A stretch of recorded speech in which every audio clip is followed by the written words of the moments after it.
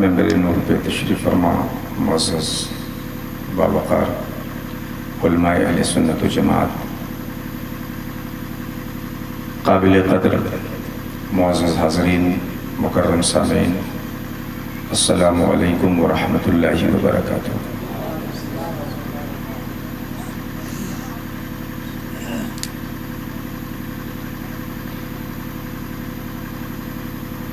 نحمده ونصلي ونسلم على رسوله الكريم، اما بعد،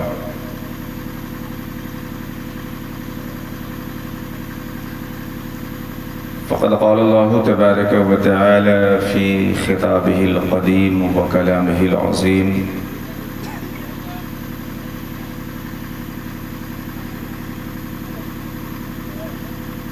ناقلا عن دعاء خليله،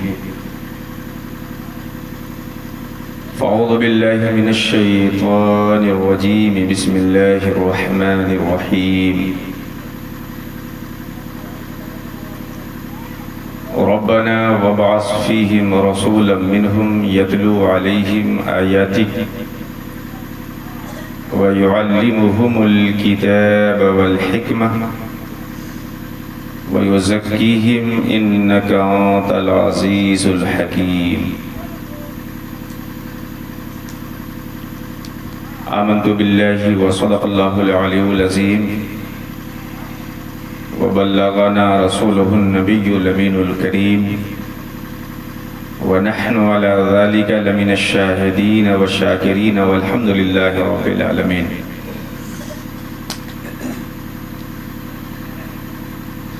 انتہائی خلوص و محبت اور عقیدت و احترام کے ساتھ، پوری دل جمعی کے ساتھ،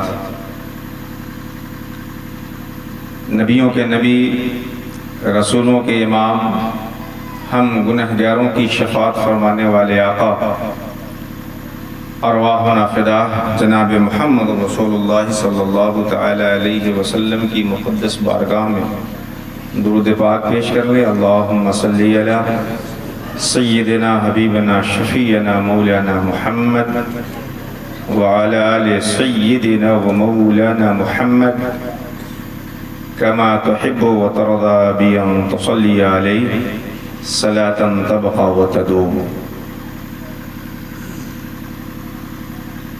شرح سام سے لے کر اب تک، آغاز بزم سے لے کر اب تک رات کے 12 بج چکے ہیں، اور رات کا 12 بجنا مروجہ جلسوں کے لیے کوئی بڑی بات نہیں ہے، لیکن جس سنجیدگی کے ساتھ ایک ایک سیکنڈ کو استعمال کرتے ہوئے آپ 12 بجائے ہیں، یہ بہت عجیب بات ہے اور یہ بہت بڑی بات ہے۔ میری دعا ہے کہ اللہ سبحانہ و تعالی جن لوگوں نے بھی دامے درمے قدمے سخنے جس طرح سے بھی اس بزم کی زبائش اور آرائش اور انتظام میں حصہ لیا ہے، مولا کریم سبھوں کی حصہ داری کو قبول فرمائے، اور اس کا ثواب سبھی لوگوں کو عطا فرمائے، اور سننے اور سنانے کی برکت سے ہم سبھی کے گناہوں کی مغفرت فرمائے۔ اس بستی کے قبرستان میں بہت ہی قریب قبرستان ہے، مولا کریم اس بزم کے صدقے طفیل اس قبرستان میں مدفون تمام مسلمانوں کی مغفرت فرمائے۔ اگر کوئی عذاب قبر یا کسی برزخی زندگی کی مصیبت میں مبتلا ہو تو رحمت عالم صلی اللہ علیہ وسلم کے صدقے طفیل مولا کریم عذاب قبر سے نجات عطا فرمائے، اور تا حد نظر ان کی قبر کو چوڑی اور چمکیلی بنائے، آمین۔ اور اس مجلس کے صدقے طفیل پورے بستی والوں کو خوش و خرم اور مل جل کر کے جیسے پہلے رہتے تھے اس طرح زندگی گزارنے کی توفیق عطا فرمائے، آمین آمین یا رب العالمین، بجاہ حبیب کا سید المرسلین علیہ وعلی آلہ افضل الصلاۃ و اجمل التسلیم۔ بہت دیر سے آپ سن رہے ہیں، میری ایک گزارش ہے، اگر آپ اس کو مان لیں تو آپ کا بڑا کرم ہوگا۔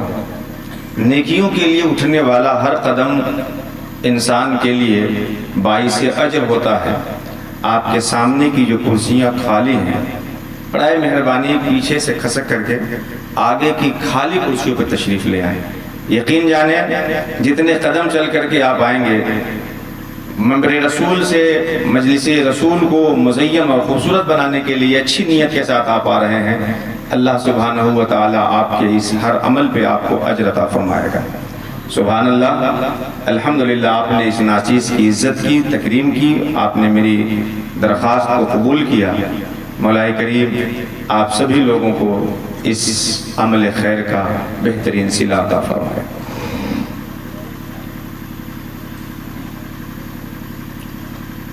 بات بہت ہو چکی ہے، میں چند بنیادی باتوں کی طرف آپ کی توجہ چاہتا ہوں، اور کوئی لمبی چوڑی تقریر نہیں کروں گا، لیکن کچھ ضروری باتیں آپ سے عرض کرتا ہوں.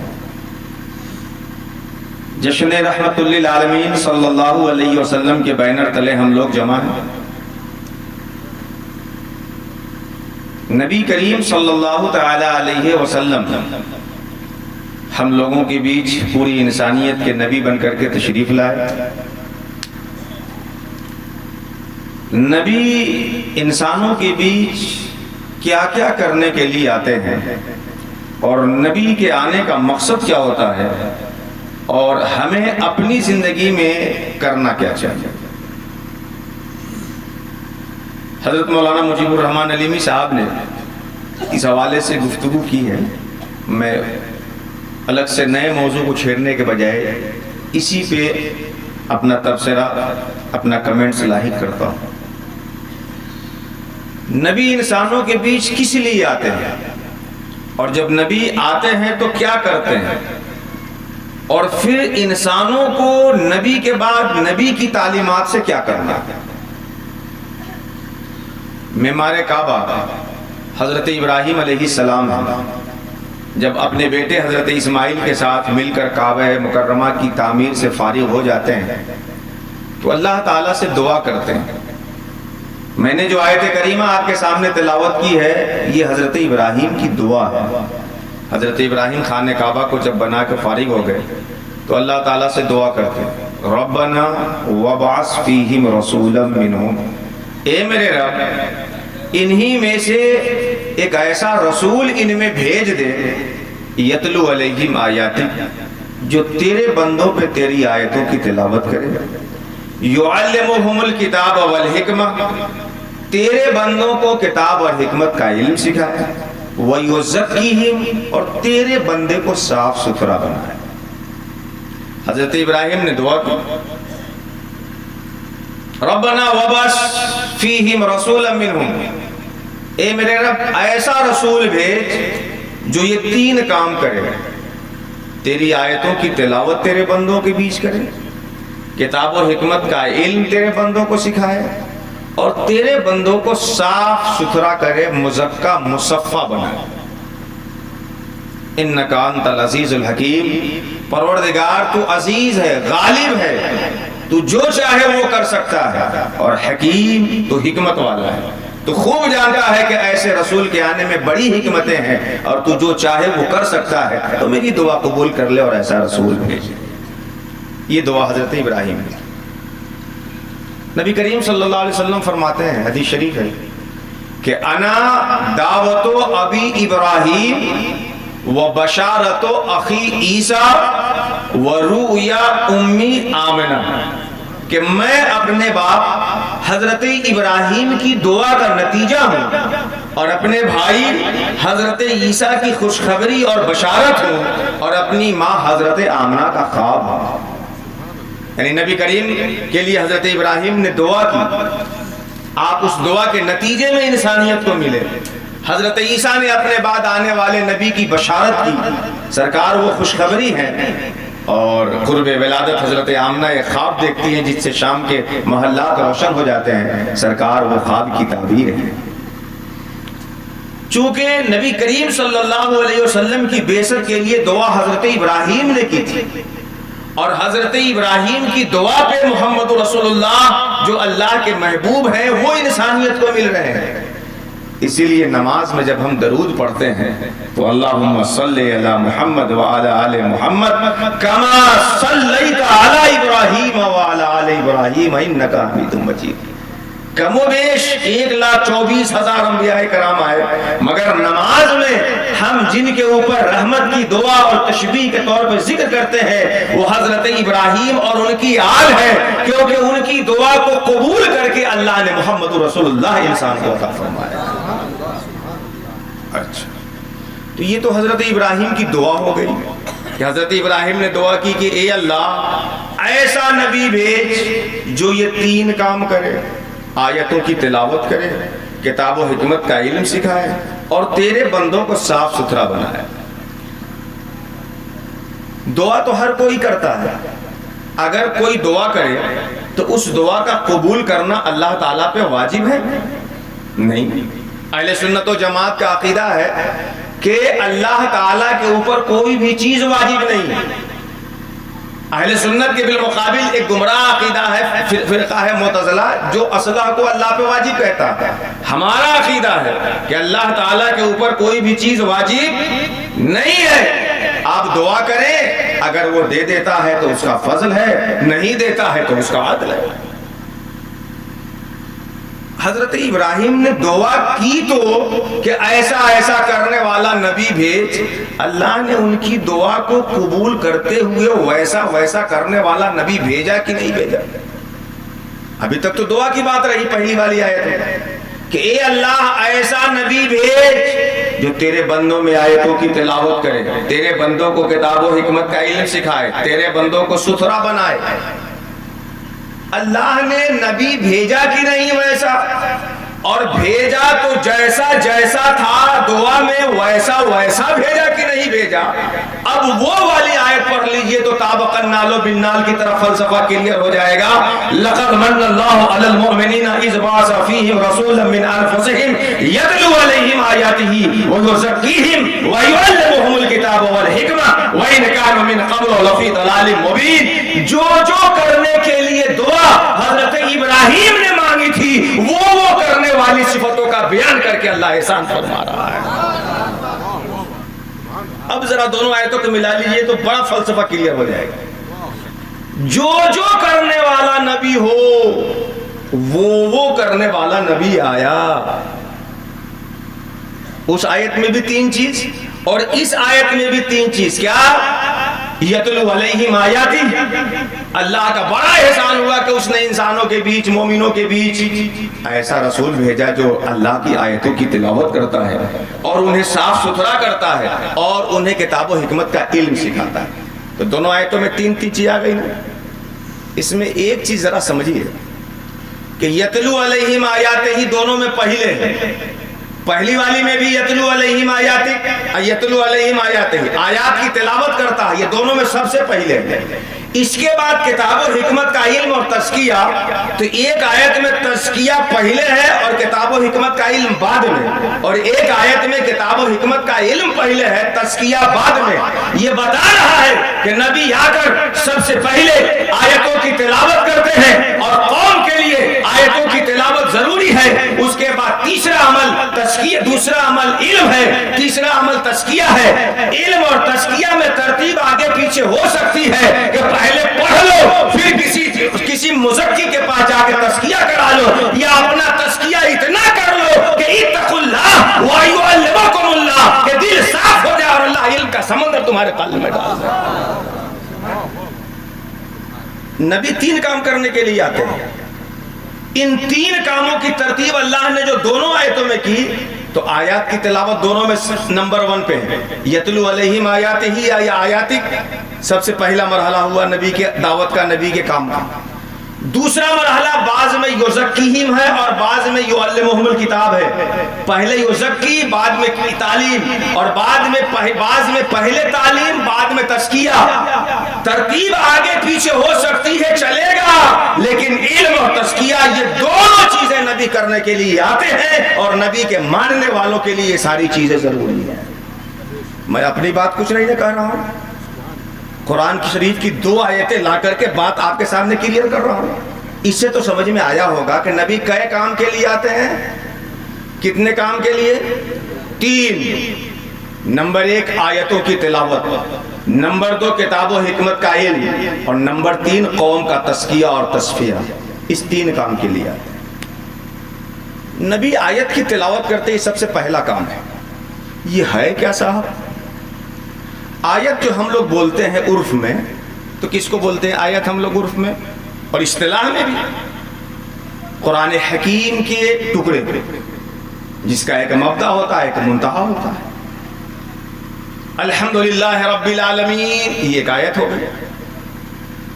عرف میں اور اصطلاح میں آیت جب مطلق بولتے ہیں تو وہ کیا ہے؟ آیت مانا قرآن حکیم کا مخصوص حصہ۔ لیکن نبی کا جو دوسرا کام ہے کتاب و حکمت کا علم سکھانا، تو اس میں تو قرآن کو پڑھنا موجود، خود ہی موجود ہو۔ تو اگر اس آیت کی تلاوت سے قرآن کی آیت مراد لے تو یتلو علیہم کتاب تو وہ خود بعد میں ایک مستقل کام ہے۔ یہاں جو سب سے پہلا کام ہے آیت کی تلاوت، وہ یہ ہے کہ نبی جو معجزہ لے کے آئے ہیں، جو آیت ہے اللہ کی اور معجزہ ہے رسول اللہ کا، وہ قوم کو دکھاتے ہیں اور قوم کو یقین ہو جاتا ہے کہ یہ ہم جیسا آدمی نہیں ہے، یہ اللہ کا رسول ہے اور یہ جو کہیں گے وہ سچ کہیں گے۔ اب جا کر کے ایمان کا سلسلہ شروع ہو جائے گا۔ تو نبی سب سے پہلے معجزہ دکھاتے ہیں اور قوم کا ایمان مضبوط کرتے اور ایمان دلاتے ہیں۔ لیکن امام راغب نے اس سے بھی بہت شاندار تفسیر آیت کی ہے۔ ایک تفسیر آیت کی ہے کہ معجزہ دکھا کر ایمان کے دائرے میں لاتے ہیں، اور امام راغب کی دوسری تفسیر ہے آیت کی تلاوت، کہ آیت کا جو شابدک ارتھ ہے، آیت کا جو لفظی معنی ہے وہ نشانی۔ آیت کا شابدک ارتھ نشانی، جس سے کسی کو جانا جائے۔ ابھی رات کی تاریکی پھیلی ہے، سیاہی دیکھ کر کے رات کے ہونے کو جانتے ہیں۔ ڈگ ڈگ ڈگ ڈگ ڈگ ڈگ ڈگ ڈگ ڈگ کی آواز آ رہی ہے، اس آواز سے جنریٹر کے چلنے کو جان رہے ہیں۔ جس سے کسی کو جانا جائے تو وہ آیت۔ آپ جب راستہ چل رہے ہوتے ہیں اور جس راستے سے جاتے ہیں، دو چار قدم آگے کسی کے دیکھیں نشان تو سمجھ جاتے ہیں نا کہ ہم سے پہلے کوئی گزرا ہوا۔ تو قدم کا نشان قسم گف وہ آیت اور نشانی ہے کہ کوئی گزرا ہوا۔ اب کائنات کے ہر ذرے میں اللہ کے وجود کی نشانی ہے، اللہ کے وجود پہ آیت موجود ہے۔ نبی سب سے پہلا کام یہ کرتے ہیں کہ زمین و آسمان کی چیزوں میں جو پردہ پڑا ہوا ہے، امت اللہ کی نشانی نہیں دیکھ رہی ہے، یہ پردہ ہٹاتے ہیں اور ذہن و دماغ کو تازہ کرتے ہیں۔ پھر قوم کا عالم یہ ہوتا ہے کہ زمین دیکھے تو اللہ کی قدرت نظر آتی ہے، آسمان دیکھے تو اللہ کی قدرت نظر آتی ہے۔ تبھی تو مولا کائنات نے کیا خوب کہا ہے، ما رأیت شیئا الا رأیت اللہ فیہ، میں نے جسے دیکھا ہے اللہ کے نور کو دیکھا ہے۔ صاف آئے گی نظر، سانے عالم کی جھلک، سامنے کچھ نہ رکھ آئینے فطرت کی سوا، تیرے الفاظ نے کر رکھے ہیں پیدا دفتر، ورنہ کچھ بھی نہیں اللہ کی قدرت کے سوا۔ یہ بینر سامنے لگا ہے، اس پہ بڑے اچھے نقوش بنے ہیں۔ تحریر دیکھ کر کے کاتب کے فن کو آپ جان جا رہے ہیں نا؟ یہ پنڈال سجا ہوا ہے، اس کو دیکھ کر کوئی تھا جس نے سجایا ہے، جان جا رہے ہیں؟ ہائے رے انسان، نشان قدم کو دیکھ کے چلنے والے کو پکڑ لیتا ہے، منہ سے نکلتی آواز کو سن کر کے روح کے موجود ہونے کا پتہ لگا لیتا ہے۔ صبح جب روشن دان اور کھڑکی سے سورج کی کرنیں آتی ہے تو سورج کے نکلنے کا ادراک کر لیتا ہے۔ جب بغل والے سے اچھی خوشبو محسوس ہو تو عطر لگا کے آیا ہے اس کا یقین کر لیتا ہے۔ اور اتنی بڑی دنیا، اتنی بڑی زمین، اتنا حسین آسمان کا شامیانہ، اتنا لمبا چوڑا سورج، اتنا حسین چاند، اتنے خوبصورت گلاب، اتنی حسین کلیاں، یہ سب دیکھنے کے بعد بھی اللہ تعالیٰ کے وجود کا یقین تمہارے دل و دماغ میں نہیں ہوتا تو وہ اس لیے نہیں ہوتا کہ نبی کا جو سب سے پہلا کام تھا اللہ کی قدرت پہ یقین کرنا، وہ ابھی تمہارے اندر نہیں آیا ہے۔ تو نبی سب سے پہلے کیا کرتے ہیں؟ اپنی قوم میں اللہ کے وجود اور قدرت کی یقین بیٹھاتے ہیں۔ صاحب جب تک کوئی متکلم کو نہ مانے اس کی بات کیوں مانے گا؟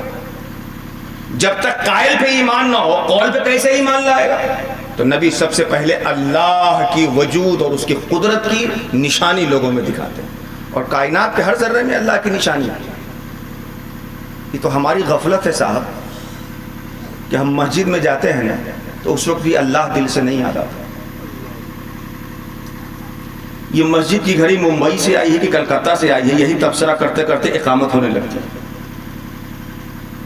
اور مسجد عام تو عام، لوگ جب حج کرنے عمرہ کرنے جاتے ہیں تو خانہ کعبہ پہ نظر پڑتے وقت بھی جو مستجاب وقت ہے دعا کے لیے، اس وقت بھی اس فکر میں رہتے ہیں کہ یہ گلاب جو چڑھا ہوا ہے وہ ترکی سے بن کے آیا ہوا ہے کہ ایران سے بن کے آیا ہوا ہے۔ اصل چیز یہ ہے کہ کائنات کی چیزوں میں جو اللہ تبارک و تعالیٰ کے وجود اور اس کی قدرت کے دلائل ہیں، غفلت ہمارے اوپر اس قدر حاوی ہو چکی ہے کہ جیسے سوئے ہوئے انسان کو جگائیے نہ تو آنکھ کر کے ادھر سے ادھر جائے۔ آپ صبح آپ سے لڑے گا کہ کہے تھے جگانے کے لیے، تم جگائے نہیں، آپ کہے کہ جگائے تو تھے، تم ادھر سے ادھر ہوتے ہو، ہم کو جگاتے تو ہم جگ جاتے، لیکن وہ اتنا غافل رہتا ہے کہ اس کو احساس ہی نہیں ہوتا۔ تو سب سے پہلی چیز کائنات کی ہر چیز میں اللہ کی جو نشانی ہے وہ سمجھ کر اللہ کی عظمت اور اس کی قدرت کا یقین اپنے سینے میں بیٹھائیے۔ ایک مثال میں دے دوں، آپ ابھی کھانا کھا کے آئے ہوں گے نا، نہیں آئے ہوں گے تو جا کے کھائیں گے۔ ہمارے بہت سارے برادر آج پھنسے ہوئے کھا کے آئے ہیں۔ جب دسترخوان سے آپ روٹی کا ٹکڑا اٹھاتے ہیں تو جب تک روٹی ہاتھ میں ہوتی ہے آپ کی نظروں کے سامنے ہوتی ہے، منہ میں ڈال دیے تو اب دائرے احساس سے ختم، دیکھ نہیں سکتے اس کو، چباتے ہیں۔ حلق سے اوپر جب تک رہتی ہے تب تک بھی کچھ احساس ہوتا ہے، جب حلق سے نیچے روٹی کا ٹکڑا اتار دیتے ہیں تو اب کچھ پتہ چلتا ہے کہاں گئی وہ روٹی۔ نیچے حلق سے اتار کر کے آپ سو گئے، صبح آپ اٹھ رہے ہیں، کچھ خبر نہیں کہ روٹی کا ٹکڑا اندر کہاں گیا۔ وہ روٹی کا ٹکڑا آپ کے بدن میں جا کر آپ کی رگوں میں خون بن کر کے دوڑ رہا ہے، آپ کی ہڈیوں پہ گوشت بن کر کے چڑھ رہا ہے، آپ کے پیشاب پخانے کے راستے سے فضلات کی شکل میں باہر نکل رہا ہے، اس کی توانائی آنکھ میں روشنی بن کر کے دیکھنے میں کام آ رہی ہے، اس کی توانائی کان میں قوت سماعت کی شکل میں تبدیل ہو کر کے سننے میں مدد کر رہی ہے۔ آپ روٹی کے ٹکڑے سے سوال کیجئے کہ یہ روٹی، یہ گیہوں، اگر تیرے اندر خون بننے کی صلاحیت تھی تو تم گوشت کیسے بن گئے؟ گوشت بننے کی صلاحیت تھی تو پیشاب پخانہ کا فضلہ کیسے بن گئے؟ تو اس سے حاصل ہونے والی قوت اگر دیکھنے والی تھی تو سننے کی قوت کہاں سے آ رہی ہے؟ سننے کی تھی تو دیکھنے کی کہاں سے آ رہی ہے؟ روٹی کے ٹکڑے کا زبان حال سے یہی جواب ہوگا کہ ہماری صلاحیت مت پوچھو، اللہ کا جو حکم ہوتا ہے میں بنتے چلا جاتا ہوں۔ اب ہم لوگ اکثر بکری اپنے دروازے پہ پالتے ہیں، جن کے پاس بکری نہیں ہے گائے بیل بھینس پالتے ہیں۔ بکری جو ہم لوگ پالتے ہیں، بھینس جو پالتے ہیں، بکری کو لے گئے میدان میں چارہ چرا کے لے آئے، موتھا